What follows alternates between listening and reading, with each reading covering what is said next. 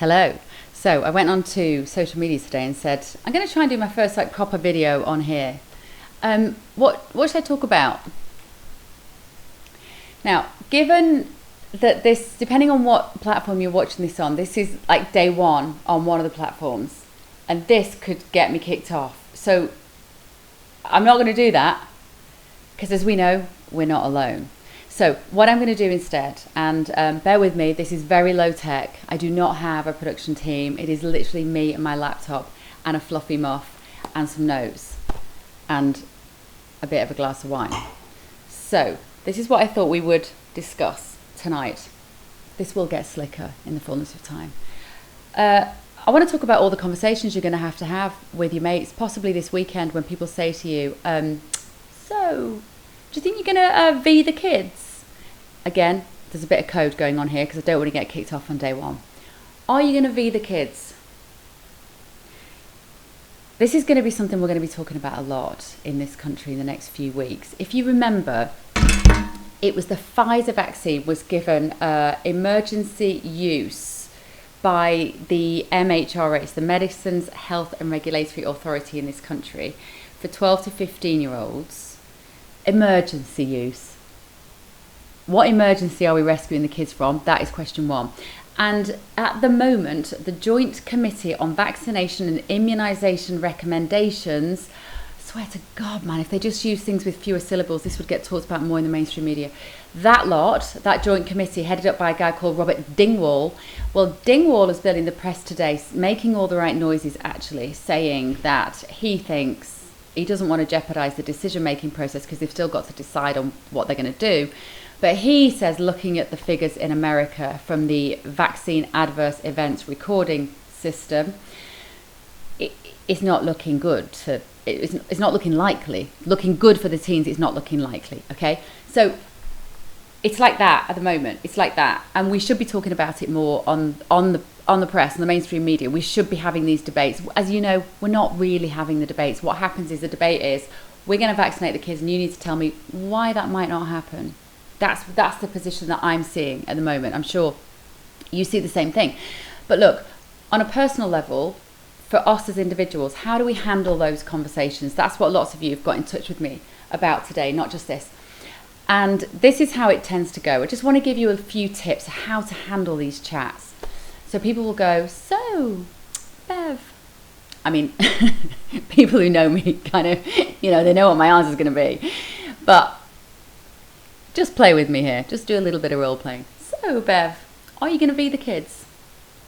And you go, no. No.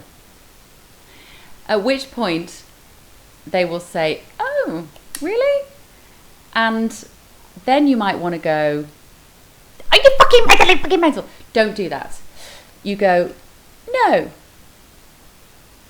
And then you might as well just sit back, because what tends to happen for people who just want to V at all costs and are very pro lockdown, what I see is they then want to tell you why you're wrong, why you're going to kill everyone, and you're just going to have to sit and wait for a little while.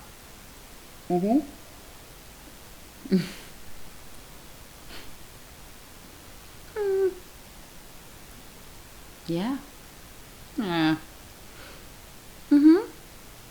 Those are the faces that we get used to pulling, right? And then, if you get to talk,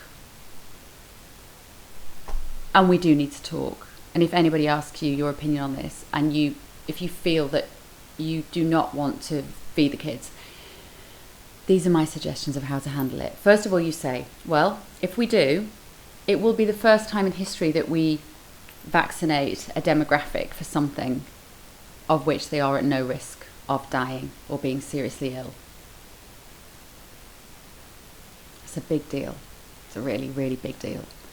Is to give a group of people a drug for something that isn't going to hurt them. And they'll go, yeah, but they do get ill. Well, they don't. In this country, every year about 13 children die from flu. And we don't have this mad, neurotic conversation about flu for children every year. Sadly, those 13 children get really bad flu and they die. There have been a similar number of children who've died with COVID-19 on their death certificate after 28 days of a positive test. Sadly, those were already poorly children, because 95% of people, remember, who have died from COVID had at least one pre-existing medical condition. And those poor children, most of them, were living in hospitals. They were inpatients. They've caught COVID in hospitals. It's not pleasant, but these were vulnerable children. And I would still say, if you have a vulnerable child, I would probably give them the V. I would. That sounds awful. But you know what I mean? Like, bear with me on the code. So we've got that out of the way. So let's not set that historical precedent of vaccinating for something that's not going to hurt them or kill them. It's ridiculous. It's not MMR. It's not mumps. It's not measles. Not rubella. It's not polio. Anyway, I've got some notes because I can't edit this, so I have to do it all in one go. So please bear with me. Somebody will say to you, "Oh, but long COVID." There has always been something called post-viral syndrome. So viruses have a long tail, okay? They can make you really poorly. They can wipe you out for weeks. We just don't really sort of talk about it and obsess about it. And there is we are accumulating the evidence on long COVID. It's got such a great name. Whoever thought that shit really deserves, because it's so snappy that people just reach for it, not really knowing what it means. What happened to glandular fever? Where's that gone? You know, I've heard messages from people who say, I've had ME for years, and everybody told me that I was making it up, like yuppie flu. These are commonly now understood to generally be versions of post-viral syndrome. Feeling really poorly for weeks. I'm all right with my kids being poorly for weeks. Like mildly ill. I tend to think their immune systems are all right, but it's not that bad.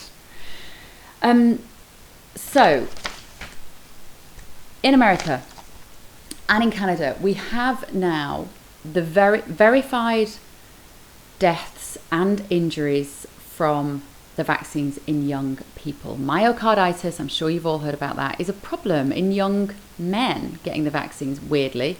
They don't really know why. It's something to do with the spike proteins causing inflammation. But it's there. It's a risk.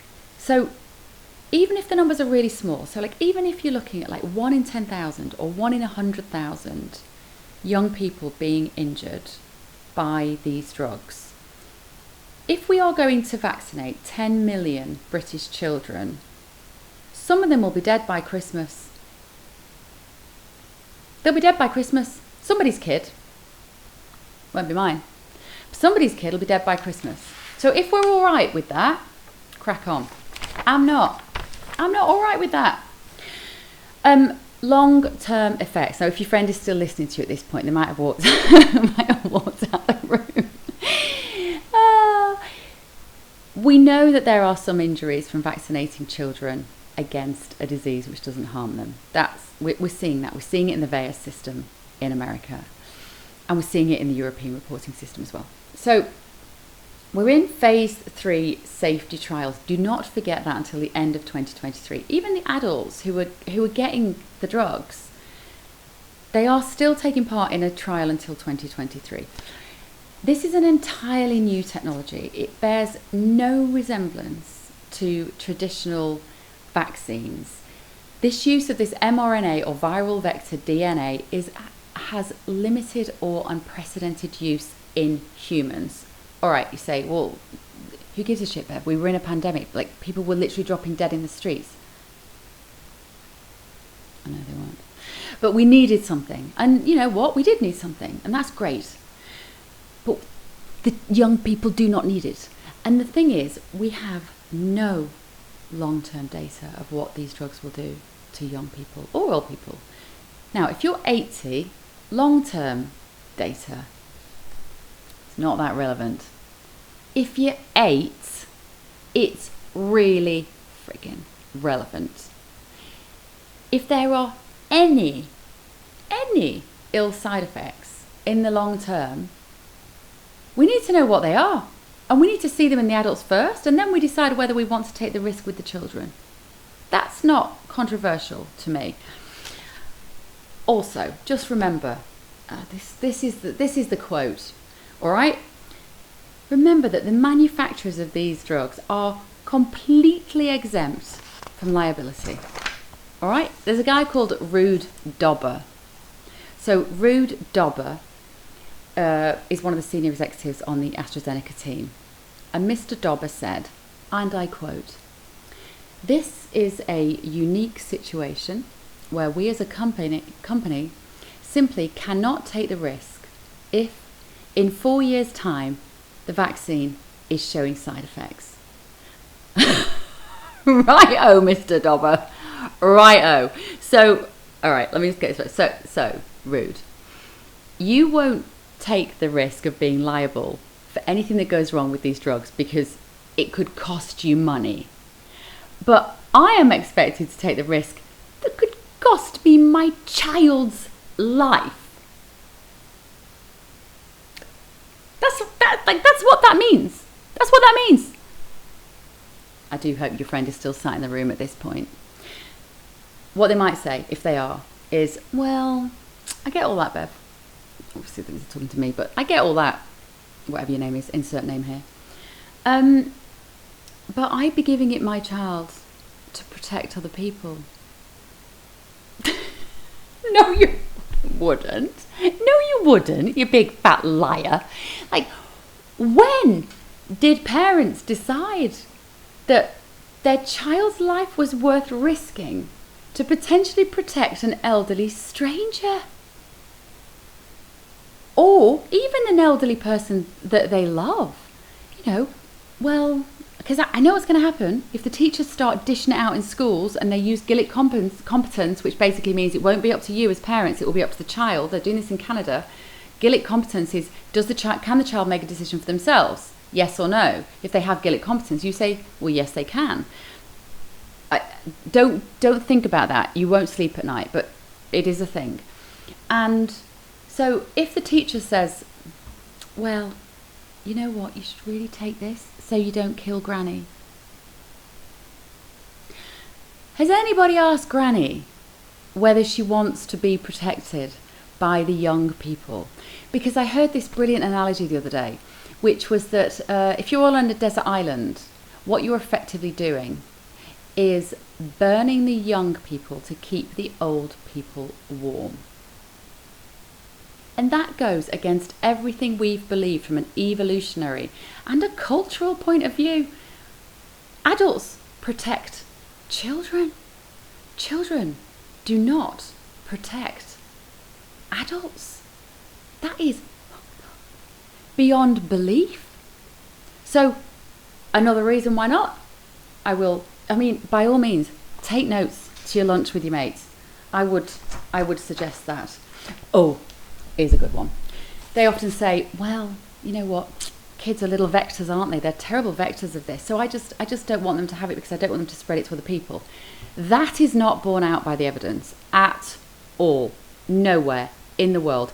Teachers had no more significant appearance in cases of COVID. There were no more cases attributed to teachers than any other profession when they're in the classroom with the Jeremy Little all day. So that's just bonkers. It's not true. They tested this in Norway, in America, in Australia, and they found no bigger incidences of COVID amongst teachers and this country than any other profession. Weirdly, what they did find is that families who have young children experienced lower rates of COVID. And they don't quite know why that is. I think it might be because they are so germy, they are little germ factories, that people in a household with young children tend to have more robust immune systems because we're like wiping snot and bombs and, stuff all day. So I think that's most of my points. I like to think your friend is still talking to you at the end of this conversation, because we do need to talk about this. We really need to talk about it. It's so important. There is an online petition, something you can practically do. There's an online petition that's been posted by a woman called Dr. Ros Jones, and I think it's a she, ROS, I think it's a woman. Anyway, she has put a government, petition online, and she is saying that children should wait until phase 3 trials are over, which this petition needs 100,000 signatures by November. Sorry, it took me a while, stumbling at the end. I wish I had an editor. So that's it. We've got a drug being considered at the moment for a generation who don't require it, with perverse financial incentives. Who knows what other incentives, perverse incentives, are going on behind the scenes that we're not yet aware of. And we just say no. No. It is safer to wait. Thank you for watching. Please subscribe. Let me know what you think. And we might talk about something else next time. Oh, if you do want these, they're available on the Bird website, the BIRD group. You find them on Twitter. I don't kind of want to say it out loud. Have a lovely weekend.